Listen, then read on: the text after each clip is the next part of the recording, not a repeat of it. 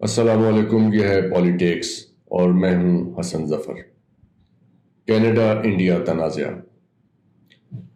Justin Trudeau کے پاس جو کچھ بھی ہے وہ محض بندوق کا دھواں ہے۔ آپ ایک بڑے جمہوری حلیف کے پیچھے جا رہے ہیں جو کہ خطے میں چین کا مقابلہ کرنے کے لیے بحر الکاہل میں مغرب کے لیے ایک بہت اہم شراکت دار ہے۔ ہندوستان دنیا کی سب سے تیزی سے بڑھتی ہوئی معیشتوں میں سے ایک ہے۔ ان خیالات کا اظہار ممبئی میں مقیم بھارتی صحافی روپا سبرامنیم نے 22 ستمبر 2023 کو این ڈی ٹی وی کے ایک پروگرام میں کیا۔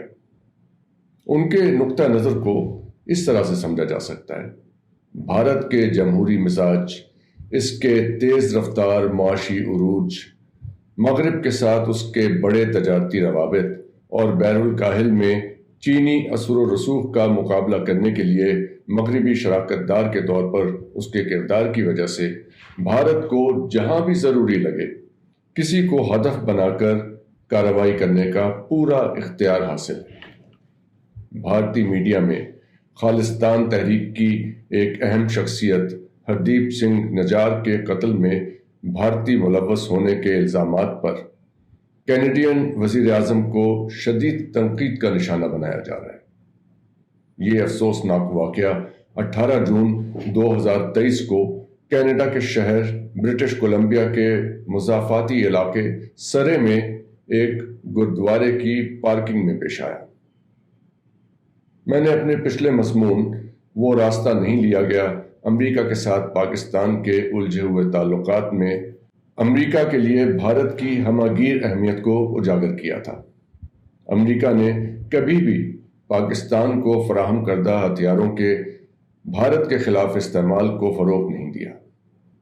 اس بات کو یقینی بنانے کے لیے دانستہ اقدامات کیے گئے کہ پاکستان سفارتکاری کے دائرے میں اور جنگ کے میدان میں بھارت کو زیادہ نقصان نہ پہنچائے۔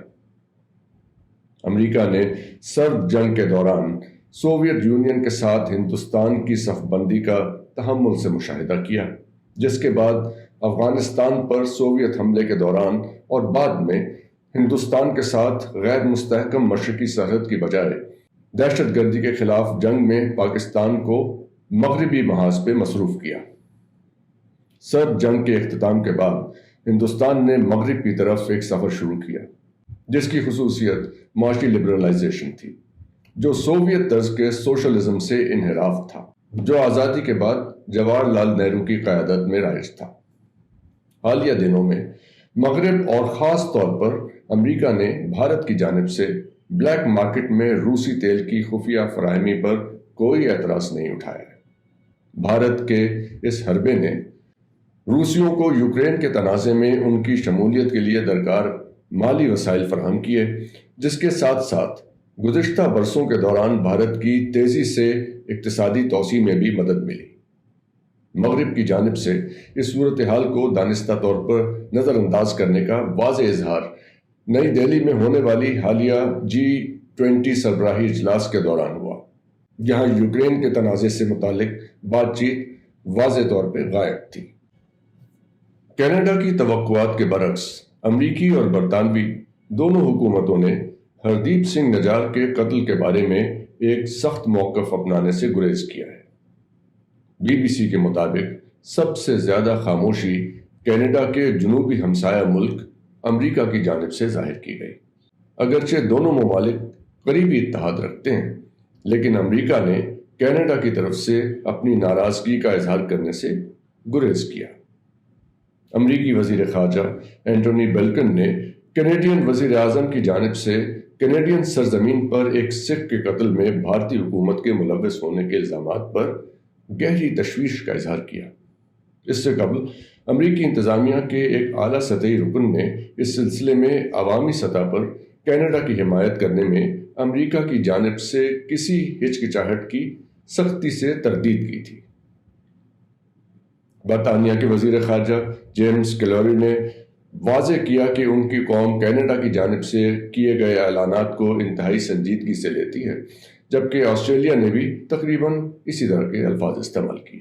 اس کے ساتھ ساتھ امریکہ میں کینیڈا کے سفیر باب رے کی جانب سے احتیاط کے الفاظ کو بھی سمجھتے ہیں، جن کا کہنا ہے کہ یہ سوچنا غلط ہوگا کہ یہ اچانک ایک بہت بڑا عالمی مسئلہ بننے جا رہا ہے، جبکہ اس سے انکار نہیں کہ یہ ایک ایسا مسئلہ ہے جو ہمیں متاثر کرتا ہے۔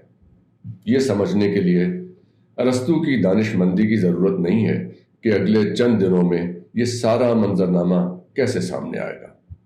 اہم مغربی طاقتوں کی جانب سے اختیار کیے جانے والی زبان اور انداز یہ واضح کرتا ہے کہ آنے والے دنوں میں جو کچھ بھی سامنے آئے گا، مغرب بھارت کے بارے میں کھلم کھلا محاذ آرائی کا رویہ اختیار کرنے سے گریز کرے گا۔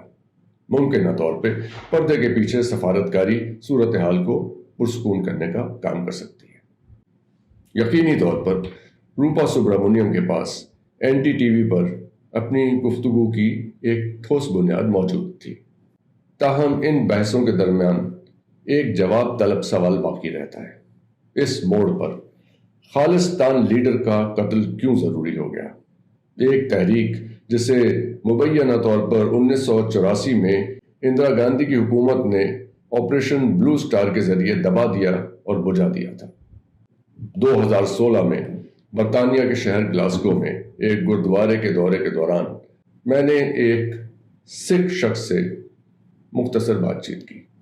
جب میں نے ہندوستان میں بڑے پیمانے پر زیر بحث سبز انقلاب کی طرف اشارہ کیا تو انہوں نے جواب دیا، آپ کس انقلاب کا حوالہ دے رہے ہیں؟ انہوں نے ہمارے نوجوانوں کو منشیات اور شراب کی لت میں مبتلا کر دیا ہے، ہمارے پاس کوئی آواز نہیں ہے اور ہماری شکایتوں کو نظر انداز کیا جاتا ہے۔ جب ہندوستانی پنجاب کے کسانوں نے 2020 میں مرکزی حکومت کی طرف سے کالے قوانین متعارف کرائے جانے کے خلاف اپنا دہلی چلو مارچ شروع کیا تو میرے ذہن میں کچھ سال پہلے گلاسگو میں اس سکھ صاحب کے الفاظ گونجتے سنائی دیے۔ ظاہر ہے کچھ غیر معمولی ہونے والا ہے۔ سال 2022 میں ہم نے اپنے یوٹیوب پروگرام ڈاک سٹاک پالیٹکس کے لیے لندن میں مقیم خالصتان رہنما گرچرن سنگھ کا انٹرویو کیا تھا۔ گرچرن سنگھ نے تفصیل کے ساتھ اس بات کی وضاحت کی تھی کہ کس طرح سخت گیر ہندو اکثریتی بی جے پی ہندوستان میں نہ کہ صرف مسلمانوں کو بلکہ تمام مذہبی اقلیتوں کو نشانہ بنا رہی ہے۔ گرچرن نے زور دے کر کہا کہ 1984 کے واقعات کے باوجود ایک خود مختار سکھ ریاست کی خواہش سالوں سے برقرار ہے، خاص طور پر کینیڈا اور برطانیہ میں۔ دونوں ممالک میں سکھوں کی ایک بڑی آبادی ہے۔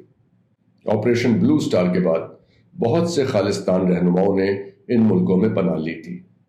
اس مہم میں امرتسر میں سکھوں کے مقدس مقام گولڈن ٹیمپل کی بے حرمتی بھی دیکھنے میں آئی تھی۔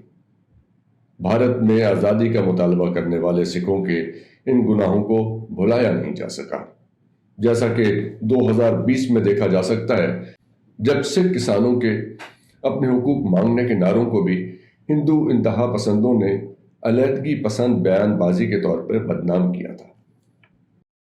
بھارتی آئین کی شق 370 کی منسوخی اور اس کے نتیجے میں کشمیر کے الحاق کے حوالے سے دنیا کی بے حسی اور بھارت میں زندگی کے مختلف شعبوں میں مسلمانوں کے ساتھ امتیازی سلوک نے مودی حکومت کو دیگر مقاصد کے حصول کے لیے حوصلہ افزائی کی ہے، جس میں بھارتی سرحدوں کے باہر خالصتان کی آواز کو دبانا بھی شامل ہے۔